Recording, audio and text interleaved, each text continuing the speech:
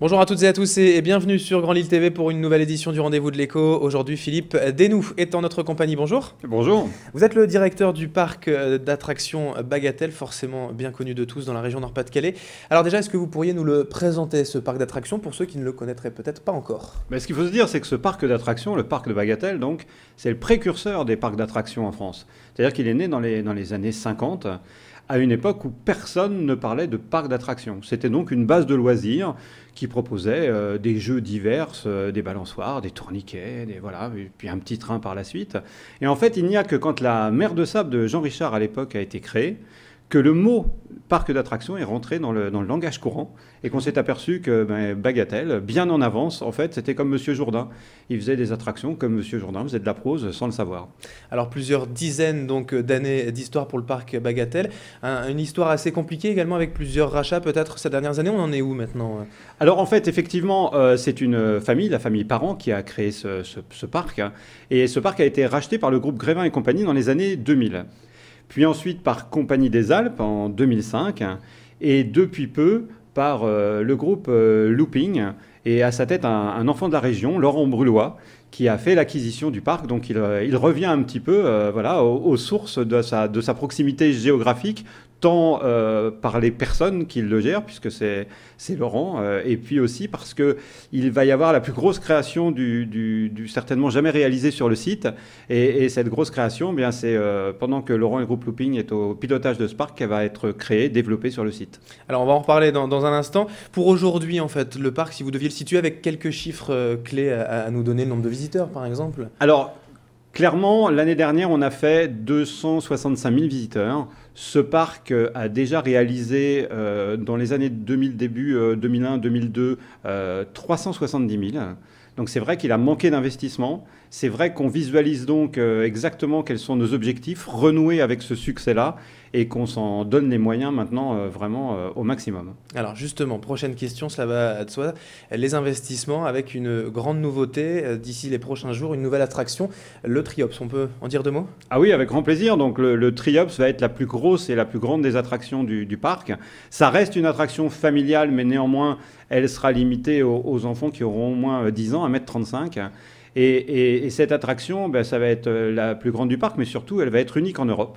Donc elle va proposer sur un circuit de plus de 200 mètres de long de vivre une expérience avec plusieurs loopings, plusieurs inversions à plus de 70 km/h, 5G. C'est donc quand même voilà, des sensations fortes. Hein. Oh oui, des sensations fortes tout de même. Et elle monte à plus de 45 mètres. Donc en fait, on est pratiquement plus haut que le phare de Berck-sur-Mer. Alors c'est un investissement important, j'imagine, pour le parc. Ça a un coût également, un manège comme ça coûte combien Écoutez, ce manège-là, au bout du compte, va revenir à peu près un peu plus de 2,6 millions. Il va donc falloir, bien évidemment, maintenant qu'il y ait beaucoup de visiteurs en cohérence avec l'investissement réalisé. Le seuil de rentabilité, justement, c'est quoi? Vous pouvez le chiffrer déjà? Alors non, on peut pas le chiffrer comme cela, parce qu'en en fait, nous, on s'est fixé l'objectif de repasser absolument la barre des 300 000 visiteurs. Et donc, on serait évidemment très heureux si on pouvait, dès cette année, repasser les 305, les 310 000. Néanmoins, bien évidemment, sachant que ce parc a déjà pesé plus de 370 000 visiteurs, et dans de très bonnes conditions, parce que c'est ça qui est important aussi, c'est-à-dire qu'il restait quand même un parc avec peu de files d'attente, très agréable à faire en famille, qui permettait aussi de prendre son temps tout en faisant pratiquement l'ensemble des attractions. Donc c'est vrai qu'on a des ambitions qui sont avouées, et puis il y a celles au fond où on se dit non, mais on va faire mieux encore. Un parc familial, ça se joue également au niveau du prix. On est un peu moins cher que les grands parcs parisiens. C'est important aussi ça pour Bagatelle? C'est vraiment fondamental. C'est vraiment fondamental. On se retrouve par rapport à de très grands parcs qui ont ce niveau d'attraction-là à être largement, pratiquement à moitié prix avec certains de nos concurrents. Donc ça, c'est vraiment très important.